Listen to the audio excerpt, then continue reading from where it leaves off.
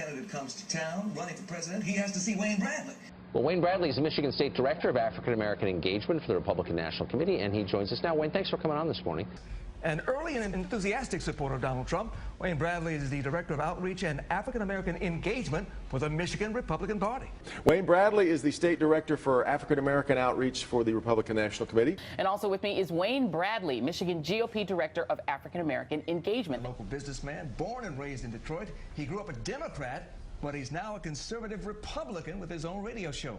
Wayne Bradley is here. And I'd now like to ask Wayne Bradley, our outreach for the African American community, to join me at the podium. Wayne. Ladies and gentlemen. All right, thank you, Wayne. Thank you, Wayne. And we're excited about the work that Wayne's going to be doing and is doing here in Michigan. It's long overdue. Wayne called me and told me that it would be a free speech, but he needed me to come. And so here I am, and I am truly delighted to be with you.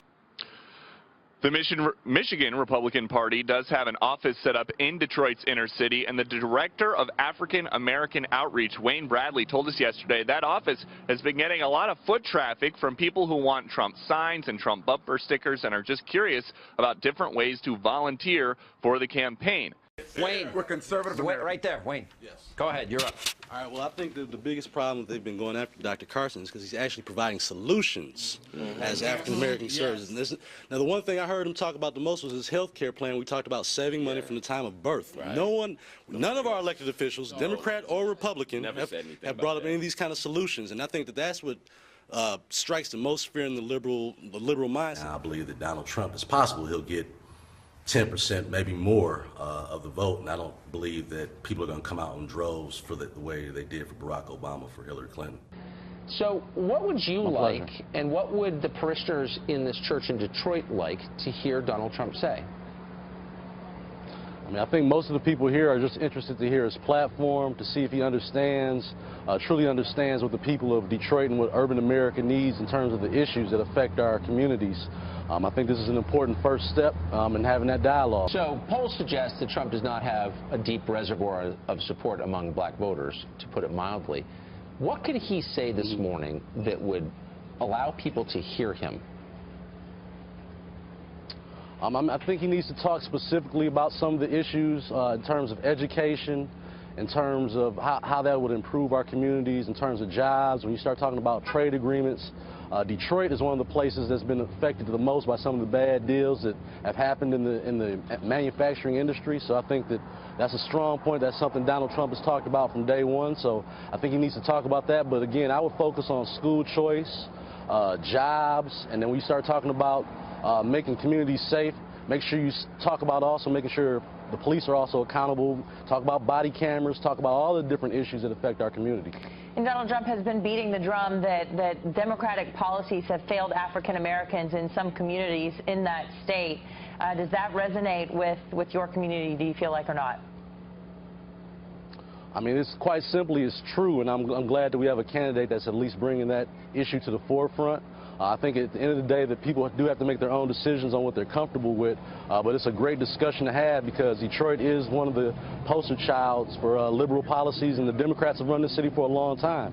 So it's a worthy discussion. And I think a lot of people have a serious trust deficit with Hillary Clinton. Yeah. And that's a bigger issue, is if you don't trust Hillary Clinton, let's talk about why you should support Donald Trump. That's why we bring in Wayne Bradley, because you are in charge of a very difficult task of attracting African-American voters to Donald Trump. Right. I think no Republican candidate in the last 20 years has attracted more than 4 to 5% of the vote, of African-American vote.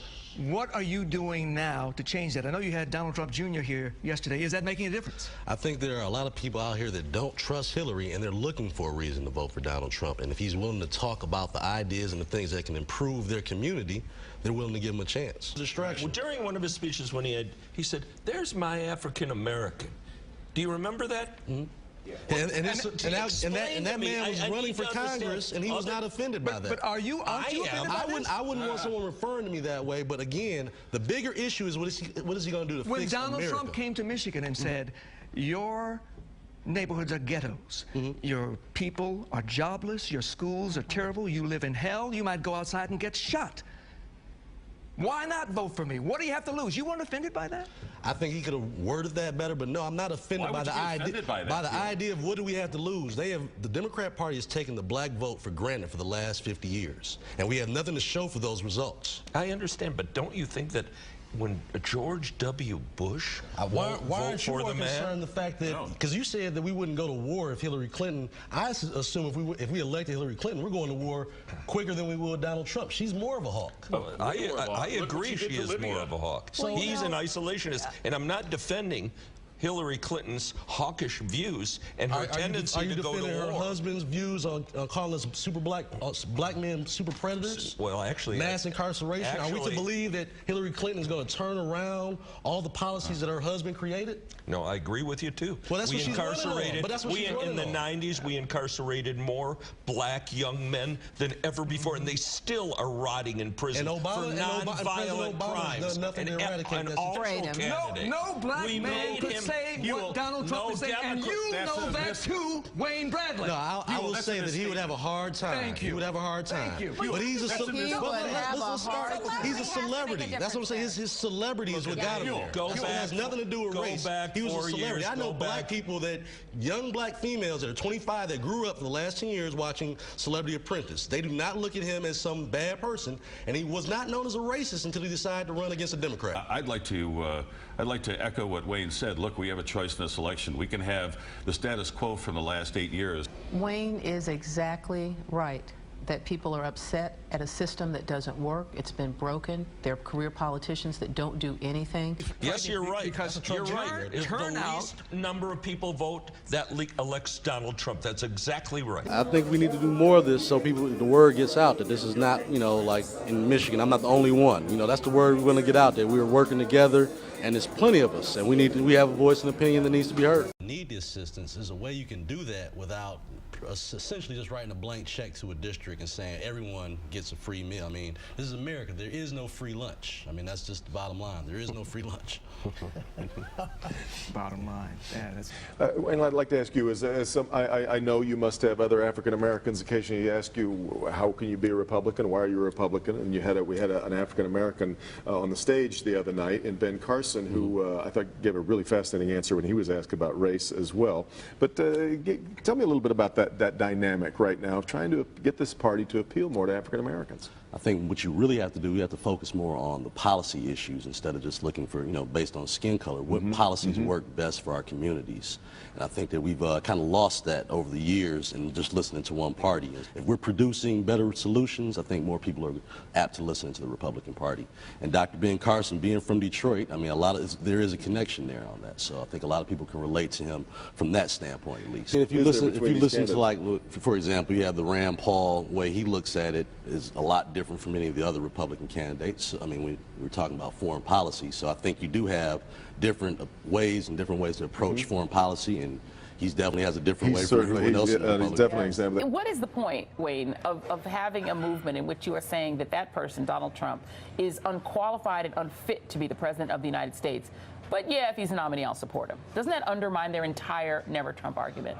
I mean, but they made a promise. Everyone made that pledge. So, if you're a man of your word, you honor your pledge. I mean, I just haven't seen the evidence yet of him destroying the party. I mean, like I said, I have an office in Detroit, and we've had new volunteers that have come in based on Donald Trump. Tell me who these people are. Who are these people that are coming in? I mean, just last week, for example, we had a 17-year-old African-American female that came in as a volunteer, and she said the reason why she got involved was because of Donald Trump. And why is that? Why do you suppose he has appeal to, let's say, black voters particularly? I mean, the celebrity factor definitely makes a difference. You've seen him, whether it's on The Apprentice, you've seen him, different stars in the media, Puffy and all these different people have endorsed him. So, well, Puffy hasn't endorsed him. He hasn't endorsed him, but he said he would make a good leader. Right. I mean, and so when you've seen that in the past, I mean, that kind of translates to people saying, well, maybe he's not as bad as some of the rhetoric that's coming out. And as Wayne said, in inner cities, you're getting some support. So I think he could remake the Republican Party. It's been a turnoff, when people are looking at that. It's not necessarily Trump, but maybe some of his supporters in the ways. But he's egging people on from the day as to